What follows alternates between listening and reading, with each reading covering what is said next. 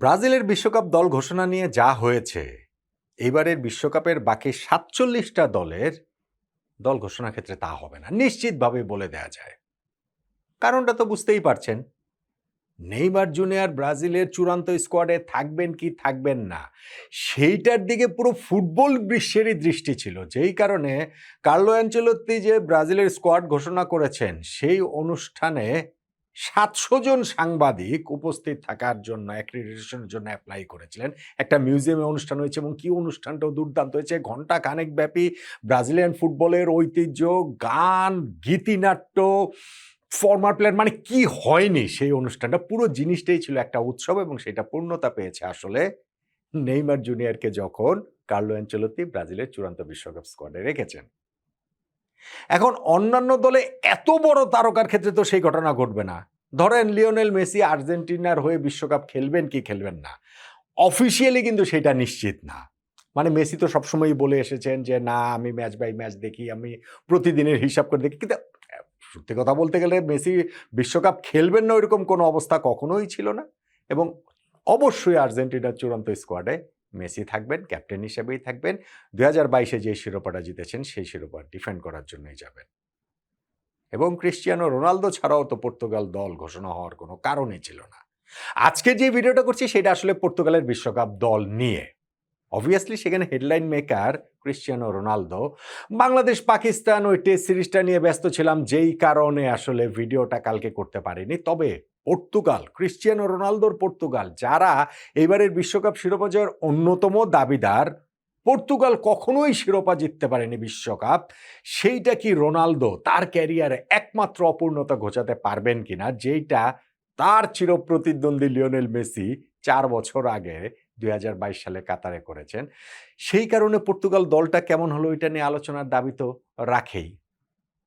কাগজে কলমে পর্তুগালের দল কিন্তু ভাই শক্তিশালী, ভীষণ শক্তিশালী। ধরেন বিগ টিমগুলোর মধ্যে সবার আগে যে দল দিয়েছে ফ্রান্স, সেই দলের সঙ্গেও যদি আপনি তুলনা করেন, ব্রাজিলের সঙ্গেও যদি আপনি তুলনা করেন, পর্তুগালের এই দলটাকে কারো থেকে কোনো অংশে কি পিছিয়ে রাখার উপায় রয়েছে? কেমন হলো পর্তুগালের এই দলটা এবং সেইখানটাতে বিগ নেম মিসিং রয়েছে কিনা, সবকিছু মিলিয়ে বা পর্তুগালের এই দলের শক্তির জায়গা কোথায়, দুর্বলতার জায়গা কোথায়, সেগুলো নিয়ে একটা মোটা দাগে আলোচনা করছি। ওয়ার্ল্ড কাপ আসতে, আসতে তখন তো আসলে আমরা আরো অনেক বড় করে আলোচনাটা করবই। পর্তুগালের এই দলটা যে ঘোষণা করা হয়েছে সেখানে আমি বলছিলাম হেডলাইন মেকার ক্রিস্টিয়ানো রোনালদো। সেটা তো হবেনই। ৪১ বছর বয়স হয়ে গিয়েছে তার। ২২৬টা আন্তর্জাতিক ম্যাচ খেলেছেন পর্তুগালের জার্সি গায়ে, যেটা ফুটবল ইতিহাসে সর্বকালের সর্বোচ্চ রেকর্ড। ১৪৩ গোল করেছেন ইন্টারন্যাশনাল ফুটবলে, রেকর্ড।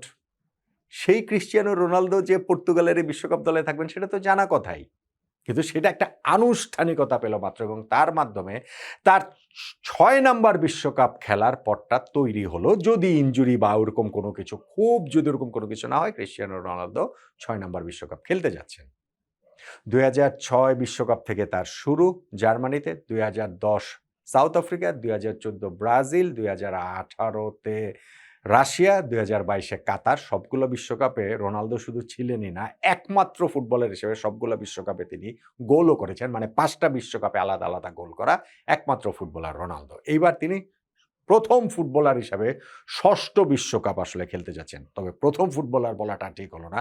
কেননা লিওনেল মেসিও ৬ষ্ঠ বিশ্বকাপ খেলতে যাচ্ছেন। তিনিও ২০০৬ থেকে এই গত ৫ টা বিশ্বকাপ খেলেছেন। যদিও সবগুলো বিশ্বকাপে তিনি গোল করতে পারেননি। তবে মেসিও আসলে এই জায়গাটাতে রোনালদো মেসির নামটাই একসাথেই যেমন আসে, ৬ নাম্বার বিশ্বকাপও তারা ওই একসঙ্গেই আসলে খেলবেন।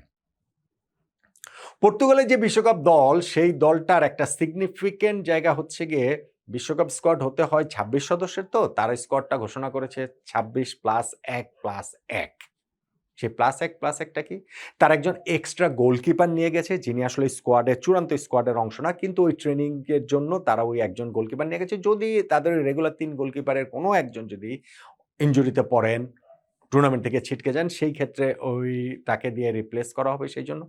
আর লাস্টের +১ টা হচ্ছে গিয়ে তিয়াগো জটা, যিনি বেঁচে থাকলে নিশ্চিতভাবেই পর্তুগালের এই বিশ্বকাপ স্কোয়াডটাতে থাকতেন। গত বছর এক ট্র্যাজিক সড়ক দুর্ঘটনায় মৃত্যুবরণ করেছেন লিভারপুলে খেলা এই ফরওয়ার্ড। কিন্তু তাকে যেমন তার ক্লাব লিভারপুল সবসময় স্মরণ করে, তাকে এই পর্তুগালও ভীষণভাবেই আসলে স্মরণ করে। যেই কারণে পর্তুগালের coach Roberto Martinez world cup squad ঘোষণা করার সময় বলেছেন যে, এই ডিয়েগো জটাকে নিয়েই আমাদের স্কোয়াড, তার স্পিরিটটা আমাদের দলের সঙ্গে থাকবে নিঃসন্দেহে। ফলে এই জায়গাটাও পর্তুগালকে আসলে উদ্বুদ্ধ করার জন্য, তাতিয়ে দেওয়ার জন্য, অনুপ্রাণিত করার জন্য এই ডিয়েগো জটার যে অলক্ষ্য একটা উপস্থিতি, সেইটাও একটা গুরুত্বপূর্ণ সিগনিফিক্যান্ট রোল প্লে করতে পারে। পর্তুগালের ওয়ার্ল্ড কাপ স্কোয়াডটা যদি আমরা দেখি, তাহলে গোলকিপিং পজিশনে এখানটাতে রয়েছেন ৩ জন এবং তার মধ্যে ডিয়েগো কস্তা, তিনি তো আসলে গোলবার সামলাবেন। বহুদিন ধরেই পর্তুগালের তিনি গোলবার সামলাচ্ছেন এবং একজন রিলাই করার মতো গোলকিপারও তাকে আসলে বলা যায়। জোসেসা এবং হচ্ছে গিয়ে রুই সিলভা যে রয়েছেন, সেই দুজন ব্যাকআপ হিসেবে থাকবেন। আর আমি বলছি যে ফোর্থ আরেকজন কিপার আছেন, তিনি তার মূল স্কোয়াডের অংশ না। ডিফেন্সে পর্তুগাল এইখানে তাদের কোচ রবার্টো মার্টিনেজ ৯ জন ডিফেন্ডার নিয়েছেন এবং সেই জায়গাটাতে ফার্স্ট 11-এ সেন্ট্রাল ডিফেন্সে তো ওই গনজালো ইনাসিও এবং ওই ম্যানচেস্টার সিটিতে খেলা রুবেন দিয়াজ, এই দুজনের পার্টনারশিপটা হবার কথা। লেফট সাইডটা অবশ্যই নুনো মেন্ডেজের লেফট উইং ব্যাক পজিশনটা, এবং তিনি তো এই জায়গাটাতে পিএসজিতে খেলায় এই মেন্ডেস ওয়ার্ল্ডেরই অন্যতম সেরা, যদি না আপনি একদমই সেরা বলেন। রাইট সাইডে ডিফেন্সের এই রাইট উইং ব্যাক পজিশনটাতে এইখানটা তো জোয়াও ক্যানসেলো, বার্সেলোনায় খেলা, তিনি সম্ভবত ফার্স্ট 11-এ খেলবেন।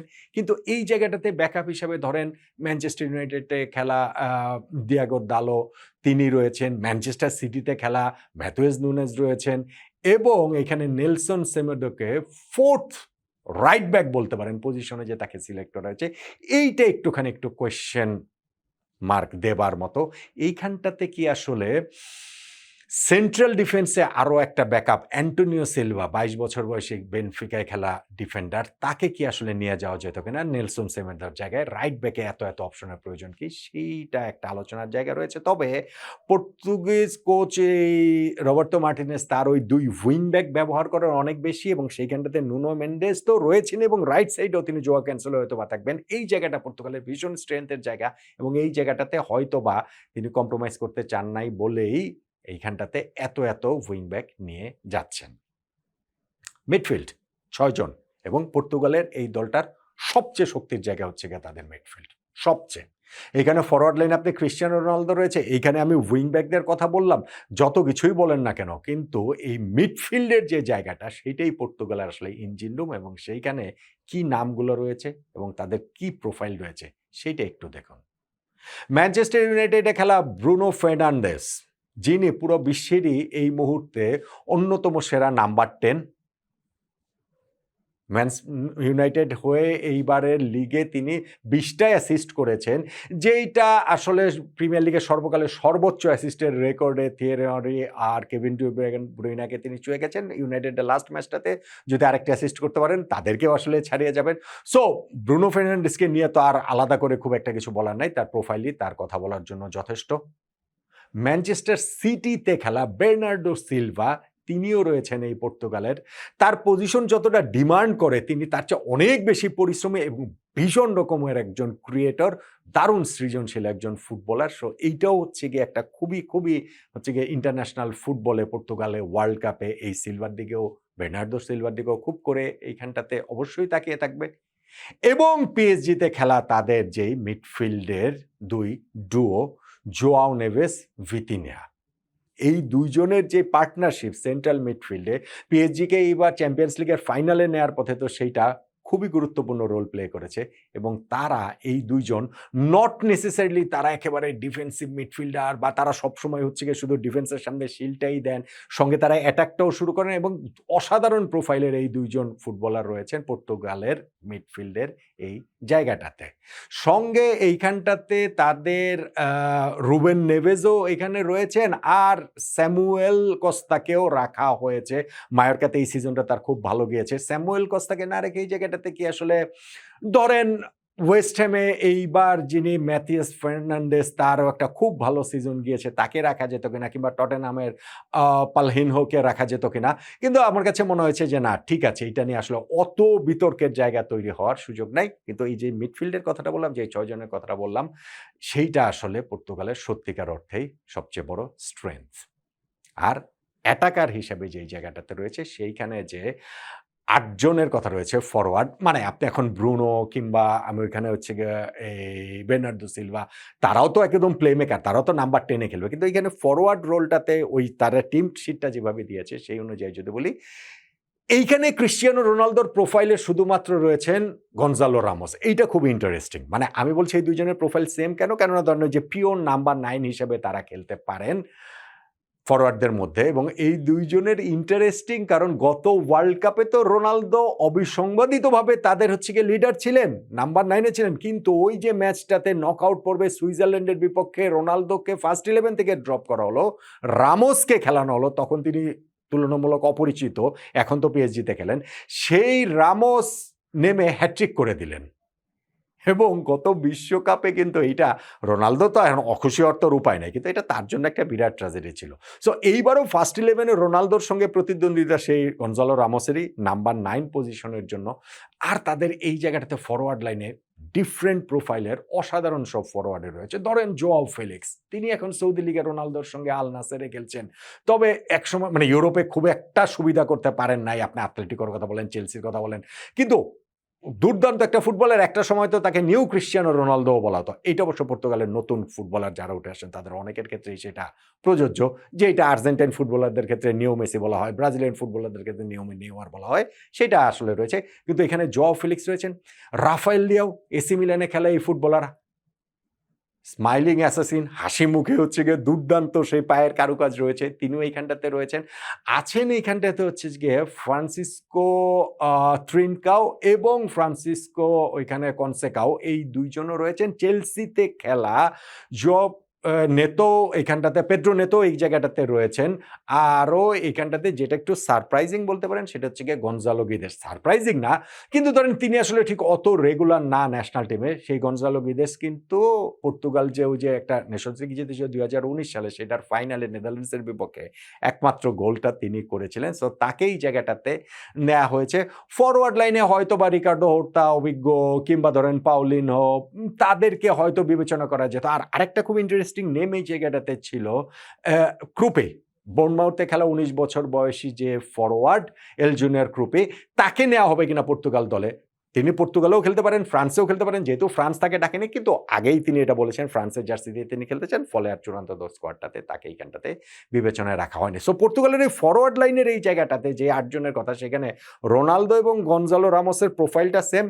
জোয়াও ফেলিক্সের অনেক বেশি হচ্ছে গিয়ে ধরেন একটু নাম্বার 10 টাইপের, ২ সাইডে তো ফরওয়ার্ড লাইনে তিনি খেলতেই পারেন, কিন্তু সেই টাইপের আমি বলছি।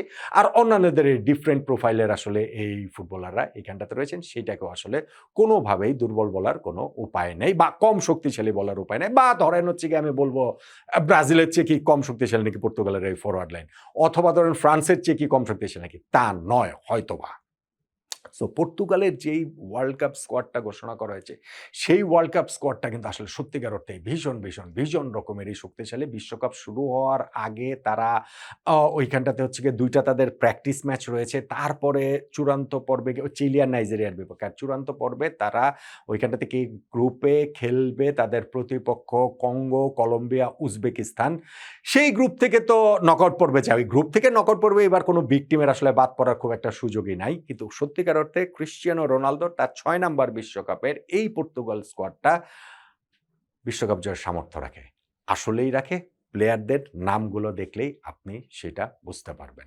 ২০২২ বিশ্বকাপে আর্জেন্টিনার লিওনেল মেসি যেমন তার ক্যারিয়ারের একমাত্র অপূর্ণতা যেটা ছিল বিশ্বকাপ, সেইটা জয়ের মাধ্যমে ঘুচিয়েছেন। এই শেষ সুযোগে ৪১ বছর বয়সে এসে ক্রিশ্চিয়ানো রোনালদো কি তার সেই চিরপ্রতিদ্বন্দ্বীর মতো চির আক্ষেপটা এইবার ঘোচাতে পারবেন? পর্তুগালের এই বিশ্বকাপ স্কোয়াড দেখে কি মনে হচ্ছে আপনার?